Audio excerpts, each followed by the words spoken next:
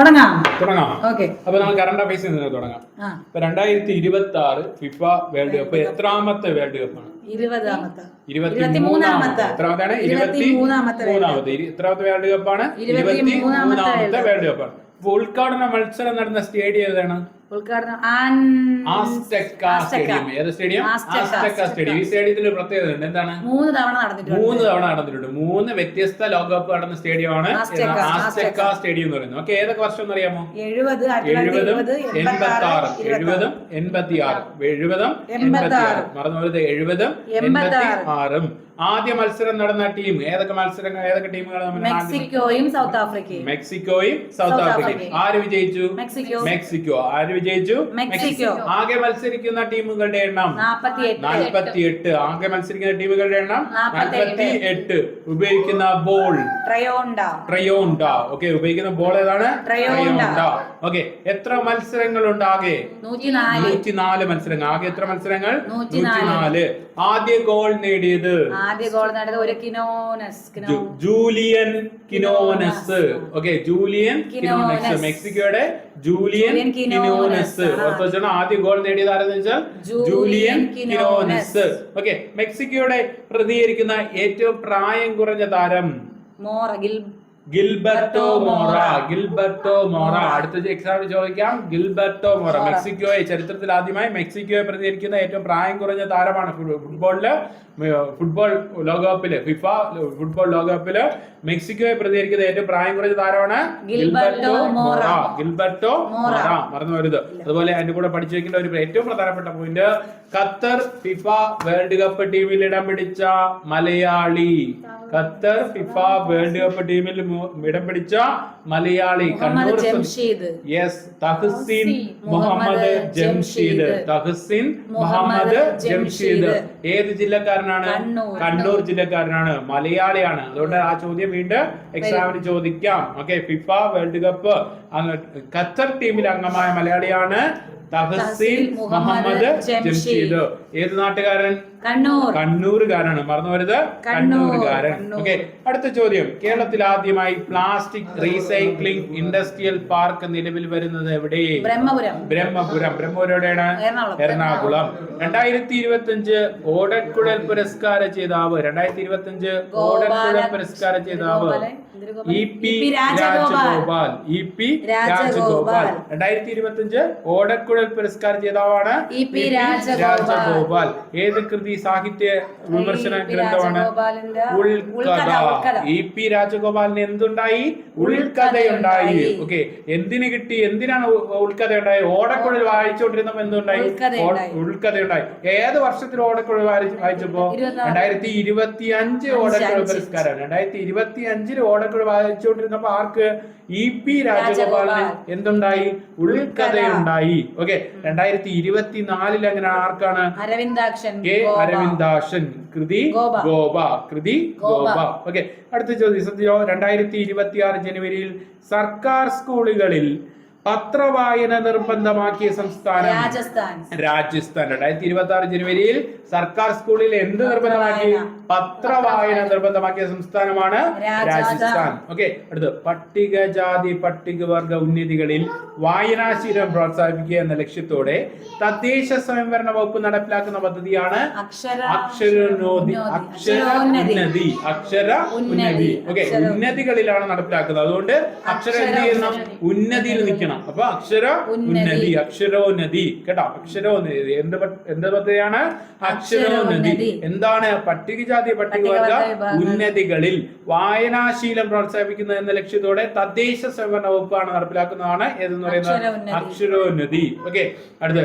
സംസ്ഥാനത്തെ ആദ്യ work near home കേന്ദ്രം നിലവിൽ വന്ന എവിടെയാണ്? സംസ്ഥാനത്തെ ആദ്യ വർക്ക് നിയർ ഹോം നിലവിൽ വരുന്നത് കൊട്ടാരക്കര. എവിടെയാണ്? കൊട്ടാരക്കര. മറന്നു വരുന്നത് കൊട്ടാരക്കര. ഓക്കെ, 2026 അണ്ടർ 90 ലോകകപ്പിന്റെ വേദി എവിടെയായിരുന്നു? 2026 സിംബാബ്വെ നമീബിയ. മറന്നു വരുന്നത് സിംബാബ്വെ നമീബിയ. അടുത്ത 9ാമത് അന്താരാഷ്ട്ര സ്പൈസസ് കോൺഫറൻസിന്റെ വേദി? കൊച്ചി.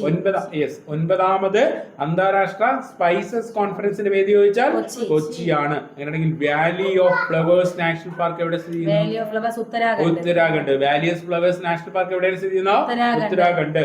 ഏറ്റവും പ്രധാനപ്പെട്ട ഒരു ഭാഗം ശ്രദ്ധിച്ചോളൂ. ജാതിയുടെ മതത്തിന്റെ പേരിൽ നടത്തുന്ന സാമൂഹിക ബഹിഷ്കരണം അഥവാ സോഷ്യൽ ബോയ്ക്കോട്ട് ക്രിമിനൽ കുറ്റമാക്കിക്കൊണ്ട് 2026 ജനുവരിയിൽ നിയമം വിജ്ഞാപനം ചെയ്ത ഇന്ത്യൻ സംസ്ഥാനം ഏത്? നിങ്ങൾ ചോദ്യം ശ്രദ്ധിച്ചോ. ജാതിയുടെ മതത്തിന്റെ പേരിൽ നടത്തുന്ന സാമൂഹിക പരിഷ്കരണം അഥവാ സോഷ്യൽ ബോയ്ക്കോട്ട് ക്രിമിനൽ കുറ്റമാക്കിക്കൊണ്ട് 2026 ജനുവരിയിൽ നിയമം വിജ്ഞാപനം ചെയ്ത സംസ്ഥാനം കർണാടക. കേരളത്തിലെ അയൽ സംസ്ഥാനമായ കർണാടക. കർണാടകയുടെ നിലവിലെ മുഖ്യമന്ത്രി ഡി ശിവകുമാർ. ഇന്ത്യയിൽ ഏറ്റവും കൂടുതൽ ആസ്തിയുള്ള മുഖ്യമന്ത്രിയാണ് ഡി ശിവകുമാർ. മറന്നു വരുന്നത്, ഇന്ത്യയിൽ ഏറ്റവും കൂടുതൽ ആസ്തിയുള്ള മുഖ്യമന്ത്രിയാണ് ഡി ശിവകുമാർ. ഓക്കെ, വിജയൊന്നുമല്ല, വിജയുടെ ഇരട്ടി പുള്ളിക്കുണ്ട്. 1000 എത്ര കോടി രൂപയാണ് ആസ്തി. വിജയ്ക്ക് 400 എത്ര 600 എത്ര കോടിയുണ്ട് കാണും. പല വേറെ വേറെയൊക്കെ ആയിരിക്കും. ഓക്കെ, അപ്പോ കേരള ചരിത്രത്തിൽ ക്രിമിനൽ കേസിൽ ശിക്ഷിക്കപ്പെട്ട MLA സ്ഥാനം നഷ്ടമായ ആദ്യ വ്യക്തി ആര്? ആന്റണി രാജു. അപ്പൊ കേരള ചരിത്രത്തിൽ ക്രിമിനൽ കേസിൽ ശിക്ഷിക്കപ്പെട്ട MLA സ്ഥാനം നഷ്ടപ്പെട്ട ആദ്യ വ്യക്തി ആരെന്ന് ചോദിച്ചാൽ ആന്റണി രാജു. ഓക്കെ, അടുത്ത ഗോവയുടെ മൂന്നാമത്തെ ജില്ല ഏത്? കുശാവതി. ഗോവയുടെ മൂന്നാമത്തെ ജില്ലയാണ് കുശാവതി. അപ്പൊ ഗോവയിൽ എത്ര ജില്ലയുണ്ട്? 3 ജില്ലയുണ്ട്. അപ്പൊ മൂന്നാമത്തെ ജില്ലയാണ് കുശാവതി. അപ്പൊ ഗോവയുടെ തലസ്ഥാനം പനാജി. ഗോവയിലെ പ്രധാനപ്പെട്ട ഒരു തുറമുഖമുണ്ട്. ഏതാണ് തുറമുഖം? മർമഗോവ. ഓക്കെ, ഏതാണ്? മർമഗോവ. വാസ്കോഡ ഗാമ എന്ന പേരിൽ സ്ഥലമുള്ളത് ഗോവയിലാണ്. ഗോവ വിമോചനം നടന്ന വർഷം 1961. Date December 19. December 1961 December 19. Okay, police action എന്ന് വിശേഷിപ്പിച്ചത് പോലീസ് ആരാണ്? VK കൃഷ്ണമേനോൻ. ഗോവ വിമോചന സമയത്ത് പോലീസ് ആക്ഷൻ എന്ന് വിശേഷിപ്പിച്ചത്. ഏതാണ് ഓപ്പറേഷൻ വിജയ്. ഓപ്പറേഷൻ വിജയാണ് എന്ത് പറഞ്ഞത്? പോലീസ് ആക്ഷൻ എന്ന് വിശേഷിപ്പിച്ചത് ആര് എന്ന് ചോദിച്ചാൽ VK കൃഷ്ണമേനോൻ. അപ്പൊ ഗോവ ഏത് വർഷമാണ്?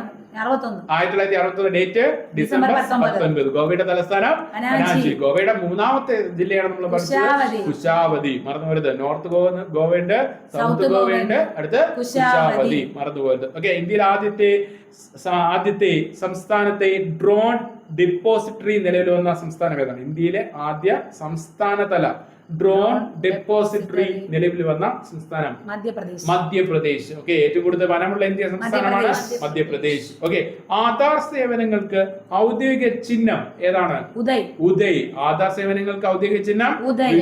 അപ്പൊ ആധാറിലെ നമ്പറുകളുടെ എണ്ണം 12. ആധാറിലെ നമ്പറുകളുടെ എണ്ണം 12. 4 വീതമുള്ള 3 സെറ്റ് വരുന്നതാണ് 12. അപ്പൊ ആധാറിലെ സേവനങ്ങൾക്ക് ഔദ്യോഗിക ചിഹ്നമാണ് ഉദയ്. അപ്പൊ ഉദയ് ഡിസൈൻ ചെയ്തത് ആര്? മലയാളിയാണ്. അരുൺ ഗോകുൽ. ഓർത്തു വയ്ക്കാൻ, ഡിസൈൻ ചെയ്തത് അരുൺ ഗോകുൽ. ഏറ്റവും പ്രധാനപ്പെട്ട ഒരു ഭാഗം എക്സാമിന് ചോദിക്കാം. മാധവ് ഗാഡ്ഗിൽ ജനിച്ച വർഷം എന്ന്? 1942 മെയ് 24. മാധവ് ഗാഡ്ഗിൽ ജനിച്ച വർഷം 1942 മെയ് 24. മറന്നു പോരുത്. മാധവ് ഗാഡ്ഗിൽ ജനിച്ച വർഷം 1942 മെയ് 24. മാധവ് ഗാഡ്ഗിലിന് ശാന്തി സ്വരൂപ് ഭട്നഗർ പുരസ്കാരം ലഭിച്ച വർഷം 1986.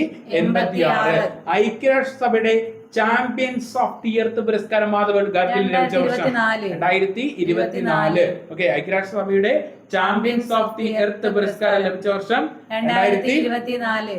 ഐക്യരാഷ്ട്രസഭയുടെ ചാമ്പ്യൻസ് ഓഫ് ദി എർത്ത് പുരസ്കാരം മാധവ് ഗാഡ്ഗിലിന് ലഭിച്ച വർഷം 2024. ഓക്കെ, ഇത് ഗാഡ്ഗിൽ കമ്മീഷൻ റിപ്പോർട്ട് സമർപ്പിച്ച ഏത് വർഷമാണ്? 2011. മാധവ് ഗാഡ്ഗിൽ കമ്മീഷൻ റിപ്പോർട്ട് സമർപ്പിച്ചത് 2011. ഡേറ്റ് കൂടെ ഓർത്ത് വയ്ക്കുക. ഓഗസ്റ്റ് 30 കേട്ടോ. 2011 ഓഗസ്റ്റ് 30. ഓക്കെ, ഇദ്ദേഹത്തിന് പത്മഭൂഷൺ ലഭിച്ചിട്ടുണ്ട്. ഏത് വർഷമാണ്? 2006. ഇദ്ദേഹത്തിന് പത്മഭൂഷൺ ലഭിച്ച വർഷം 2006. മറന്നു വരുന്നത് 2006. ഓക്കെ, 2023 ONV സാഹിത്യ പുരസ്കാരം നേടിയത് ആര്? 2025 എൻ പ്രഭാവർമ്മ. 2025 ONV സാഹിത്യ പുരസ്കാരം ലഭിച്ചത് എൻ പ്രഭാവർമ്മ.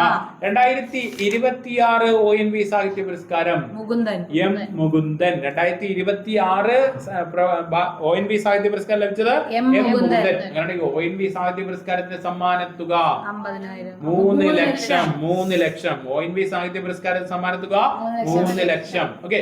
2025 പത്മപ്രഭ പുരസ്കാര ജേതാവ് ആലങ്കോട് ലീലാകൃഷ്ണൻ. ആരാണ് ആലങ്കോട് ലീലാകൃഷ്ണൻ? 2025 പത്മപ്രഭ പുരസ്കാര ജേതാവ് ആലങ്കോട് ലീലാകൃഷ്ണൻ. 2026 പത്മപ്രഭ പുരസ്കാര ജേതാവ് ആർ രാജശ്രീ. 2026 പത്മപ്രഭ പുരസ്കാര ജേതാവ് ആർ രാജശ്രീ. സമ്മാനത്തുക 75,000. സമ്മാനത്തുക 75,000. ആണെങ്കിൽ 2025 മാതൃഭൂമി സാഹിത്യ പുരസ്കാരം മേതിൽ രാധാകൃഷ്ണൻ.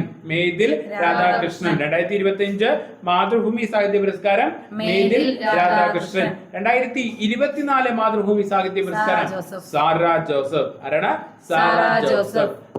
ഏറ്റവും പ്രധാനപ്പെട്ട ഒരു പോയിന്റ്, വിഴിഞ്ഞം തുറമുഖം ഇന്ത്യൻ പ്രധാനമന്ത്രി കമ്മീഷൻ ചെയ്ത് എന്ന് 2025 മെയ് 2. 2025 മെയ് 2 വിഴിഞ്ഞം തുറമുഖം ഇന്ത്യൻ പ്രധാനമന്ത്രി കമ്മീഷൻ ചെയ്തത് 2025 മെയ് 2. മറന്നുപോരുത്. 2025 മെയ് 2.